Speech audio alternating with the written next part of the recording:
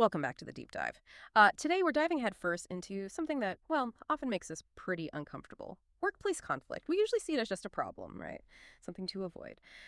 But our source material today, a really comprehensive guide on conflict management. It suggests conflict isn't just natural, it can actually be, believe it or not, a force for good. So, our mission isn't just helping you dodge disagreements, it's about transforming them. We want to arm you with insights, practical tools, ways to turn that friction from, a total drag into a real catalyst for innovation, stronger relationships. Imagine turning tension into trust. It sounds ambitious, but it's definitely within reach. Exactly. We're aiming to challenge that default view, you know, that conflict equals bad. We'll unpack what it really is, how you can spot the early signs. Sometimes they're subtle. We'll look at different styles people use to handle it, including probably your own go-to style. And then, yeah, give you a solid toolkit. Yeah. Communication skills, emotional intelligence, things you can actually use. It's not about making conflict vanish that's impossible. It's about getting good at it, mastering it, turning disruption into something productive. Okay, let's unpack that. We all kind of instinctively shy away, assuming it's just bad news. But you said it could be good. How does the guide differentiate? What is workplace conflict really beyond just a, shouting match? Well, the guide makes a crucial distinction right away. At its core, conflict is just a disagreement. A clash of interests, maybe opinions or values. It's completely natural when you have diverse people working together. But here's the key thing, the real aha moment. The difference isn't if there's conflict, it's how you handle it. Manage it well, it can spark new ideas, lead to better decisions, even, surprisingly, build stronger team bonds. Handle it poorly. Hmm.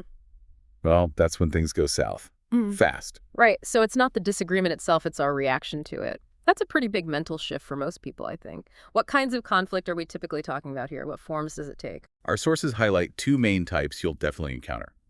First up is task-related conflict. This is all about the work itself. Disagreements over what needs doing, how to do it, maybe who does it. Like two team members arguing over the best strategy for a project launch. Now, this type, if it stays focused on the task, can actually be really healthy. It pushes people to think critically, can lead to better solutions. Then you've got relationship-based conflict. This one's trickier. It comes from personal stuff, misunderstandings, different personalities clashing, maybe trust issues between colleagues. This type is often way more destructive if you don't address it, because it eats away at trust and respect. And of course, conflict happens at different scales too, between individuals, within a team, or even whole departments fighting over resources, like finance and R&D arguing about budget cuts. Okay, so it seems conflict is pretty much baked into professional life then. Given all these forms, why do they even start? What are the root causes we should look out for? Especially the ones that can flip a healthy debate into something nasty. Yeah, absolutely. The guide points to four common culprits. First, and this one's huge, is communication gaps. It's not just simple misunderstandings, it's often a lack of clear, timely information. Think about a vague email instruction. That can lead to wasted effort, missed deadlines, and this kind of simmering resentment that eventually boils over. Second big one, unclear roles and responsibilities. When nobody's quite sure who owns what or who makes the final call, you get turf wars, confusion, stress, Yeah, the who's on first. problem. Third, naturally, are personality clashes, just basic differences in how people work or their temperaments. An assertive person might seem aggressive to someone more reserved. Instant tension, even if nothing's said. And fourth, good old competition for resources. Limited budget, not enough staff, fighting over equipment or software licenses. When resources are scarce, conflict's almost guaranteed. That positive versus negative distinction is really hitting home. The danger isn't the conflict, but letting it fester or just handling it badly. So, what are those subtle warning signs? The things we miss before it spirals into, as the guide says, combat. Yes, spotting it early is crucial. Our sources list some key tells. Watch for behavioral changes, like a normally friendly colleague suddenly gets defensive, irritable, or maybe just goes really quiet. That often means something's brewing. Okay? What else? Another big one is withdrawal. Someone stops participating in meetings, avoids collaborating, seems isolated. If they stop sharing ideas, that's a definite red flag. Also, look out for increased errors or a drop in work quality. Unresolved conflict creates stress, and stress kills focus, even for really good employees. Yeah. And finally, just general tension in meetings, raised voices, sarcastic remarks, people interrupting, avoiding eye contact. These aren't just annoyances, they signal deeper issues bubbling up. And the guide hammers this point home. Ignoring conflict doesn't work. It just gets more expensive in money, morale, everything. Makes total sense. And that brings up our own reactions, doesn't it? We all have our default ways of dealing with disagreement. Our guide talks about a framework for the Thomas Kilmann model. How does that help us understand ourselves and maybe choose a better way? Ah, the Thomas Kilmann model. Yeah. Yeah, it's incredibly useful for self-awareness. It basically maps out conflict styles on two axes. Assertiveness, how much you push for your own needs, and cooperativeness, how much you focus on others' needs. And the key takeaway isn't that one style is best. It's about knowing which style fits the situation. So you've got the styles, like competing. That's high assertiveness, low cooperativeness. You're going for the win. Useful sometimes like enforcing a critical safety rule. Quick decisions. But probably not great for team morale long term. Exactly. Overuse it, and you create resentment. Then there's the opposite. Accommodating. Low assertiveness, high cooperativeness. You yield to the other person.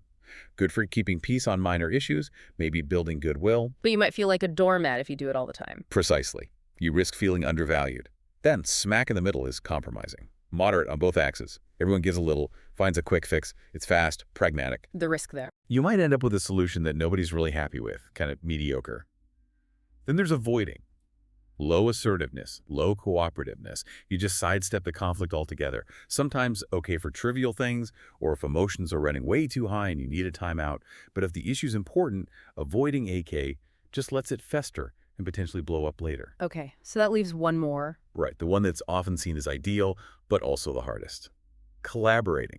High assertiveness and high cooperativeness. You work together to find a solution that genuinely meets everyone's underlying needs. A true win-win. Think marketing and R&D collaborating on that new product design we mentioned earlier. It takes time, effort, trust. But the core insight here for you, the listener, is flexibility. Knowing when to use which style. Is it urgent? Maybe competing or compromising. Is the relationship critical? Collaborating or accommodating might be better, low stakes. Maybe avoiding is fine for now. It's about making a conscious choice, not just reacting on instinct. That's incredibly helpful. Okay, so we get conflict, we can spot the signs, we know our own tendencies thanks to Thomas Kilmann, but like you said, knowing is half the battle. What do we actually do? Let's get into the toolkit, the practical skills, starting with how we talk, and maybe more importantly, how we listen. Exactly. Let's start with active listening. Sounds basic, right? But it's surprisingly tough when things get tense. It's not just waiting for your turn to talk. It's really hearing the message, the emotion behind the words, the needs. Our guide highlights a simple cycle. Listen, confirm, respond. That confirm step is gold. So someone says, I feel like my ideas get shot down in meetings. Instead of jumping in, you might say, okay, so it sounds like you're feeling unheard when you share suggestions. Paraphrasing. Shows you're actually listening. Precisely. It confirms understanding, builds trust instantly. Also, asking clarifying, open-ended questions like, could you give me an example of when you felt that way last week? Get specifics, avoids assumptions. Okay, listening is key. But what about getting our point across? Expressing our own needs without making things worse. That feels like walking a tightrope sometimes. It really can be. That's where assertive communication, specifically using I statements, comes in. Most conflict escalates because of you statements. You always do this. You never listen. Instant defensiveness. Right, puts people on the back foot immediately. Totally. So the I statement structure is simple but powerful. I feel your emotion when specific, observable behavior because the impact it has on you or the situation. So instead of you're always late with your reports, it becomes I feel concerned when the reports are delayed because it impacts our team's ability to meet the client deadline. See the difference? Yeah, it's focused on the problem and your feeling, not attacking the person, much less likely to trigger that fight or flight response. Exactly. And tied into this is nonverbal communication awareness. Yeah. Your body language, your tone. They can completely change the message. Leaning in, open posture, calm tone that says, let's solve this. Crossed arms, eye rolling, sharp tone, even with perfect I statements, that signals aggression and shuts down communication. You have to be aware of the signals you're sending and reading theirs too. Which leads us straight into emotions, doesn't it? That huge, often messy part of conflict. How do we manage our own feelings when things get heated? Keep our cool instead of reacting impulsively. Yes, emotional intelligence. This is absolutely critical in conflict. When stress spikes, our logical brain can kind of go offline. So the guide offers practical self-regulation tips. First, literally just pause. Take a breath before you respond. That tiny gap can make all the difference. Try naming the emotion silently to yourself. Okay, I'm feeling really frustrated right now. Acknowledging it helps you manage it. Also, try reframing.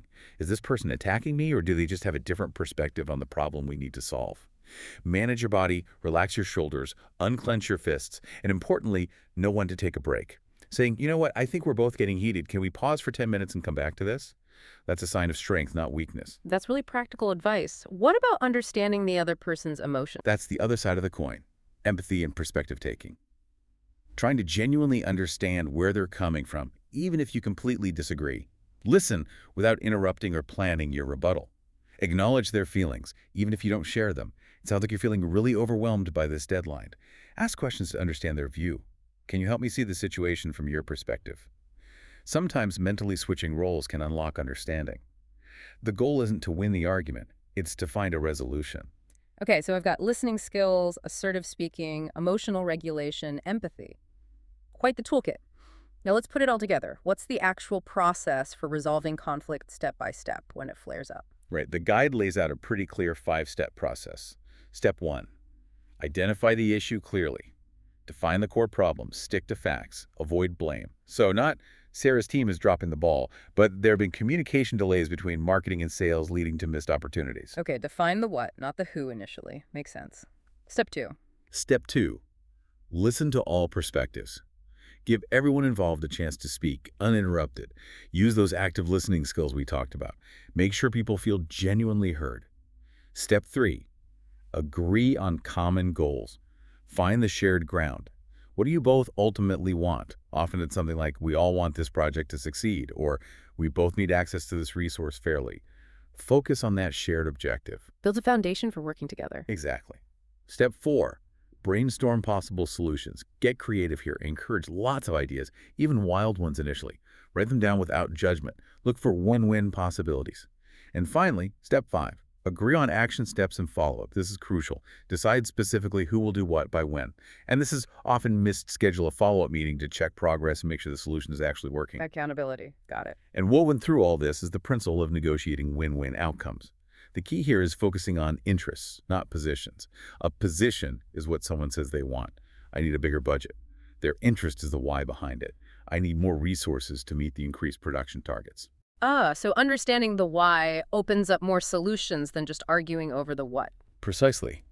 If you understand the interest, meeting resources for targets, maybe there are other ways to meet that need besides just more money, like reallocating existing stats or finding process efficiencies. Separate the people from the problem, explore options creatively, and make sure everyone's clear on the final agreement.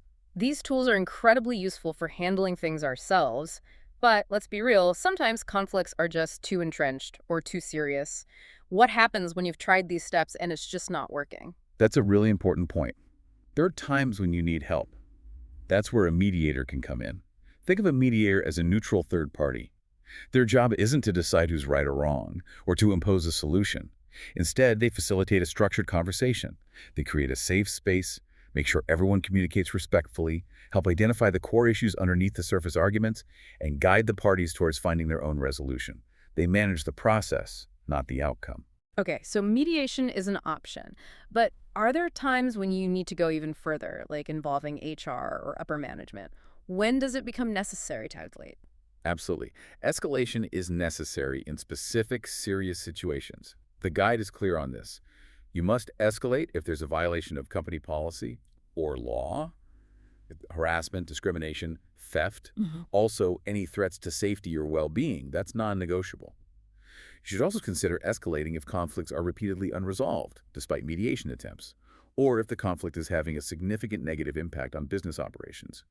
And critically, if there's a clear power imbalance that prevents a fair resolution between the individuals involved, escalation can level the playing field. And when you do escalate, any best practices? Yes, document everything. Stick to the facts, avoid emotional language or opinions, provide specific examples, dates, times if possible, present the issue clearly and professionally. The guide suggests a kind of ladder. Try to resolve it yourself first, then mediate if needed, and finally escalate if the situation warrants it. That makes sense. Resolve, mediate, escalate. A clear pathway. What's really exciting, though, is the idea that we don't just have to react. We can actually be proactive, right? Build an environment where destructive conflict is less likely in the first place. How do we do that? Yes, prevention is definitely better than cure. Our sources highlight several key strategies. A big one is Creating clear expectations. This goes beyond just job descriptions. It means clearly defining roles, responsibilities, decision-making processes, communication norms, even expected behaviors. Using tools like a team expectations worksheet, where the team explicitly agrees on how they'll collaborate, handle disagreements, give feedback, that can head off so many problems before they start. Clarity reduces ambiguity, and ambiguity breeds conflict. So setting the ground rules up front, what else? Building a culture of respect is fundamental. This is about creating an environment where everyone feels psychologically safe, valued, heard, treated with dignity, regardless of their role or background. This starts with leadership modeling, respectful behavior, but it's everyone's responsibility. Encourage inclusive meetings where all voices are welcomed, recognize contributions publicly, and critically address disrespectful behavior quickly and consistently. Don't let it slide. Makes the workplace feel safer for disagreement, ironically. Exactly. When there's underlying respect, disagreements are less likely to feel like personal attacks. And finally, things like intentional team-building activities, not just cheesy games, but activities that build real trust and understanding. And implementing regular feedback loops, both formal and informal, helps strengthen relationships and allow minor issues to be aired and addressed before they escalate into major conflicts. Wow. Okay, we have covered a ton of ground today, seriously. From really understanding what conflict is and that it's not always bad to spotting the signs, knowing our own styles, mastering communication and emotional intelligence, all the way to resolution processes, mediation, escalation, and even prevention. This has been a genuine deep dive, and I feel like you listening right now have a seriously robust toolkit to take back to your workplace. Absolutely. And if there's one core message to take away, it's this. Conflict is going to happen. It's inevitable. But it doesn't have to be destructive. Armed with these strategies, understanding the dynamics, choosing your approach wisely, communicating effectively, managing emotions, and fostering a respectful environment, you really can transform conflict. You can turn potential negatives into positives. Stronger teams, better decisions, more innovation, and ultimately a healthier, more productive place to work. So here's a final thought to leave you with. Think about one small, maybe ongoing bit of friction or low-level tension in your own work environment right now, just one. How might using just one technique we talked about today, maybe framing something as an I statement, or really focusing on active listening next time it comes up, or even just trying to identify the root cause, how might that shift the dynamic even slightly? What tiny step could you take this week to start transforming that friction from a negative drain into a potential opportunity for constructive change? Something to think about.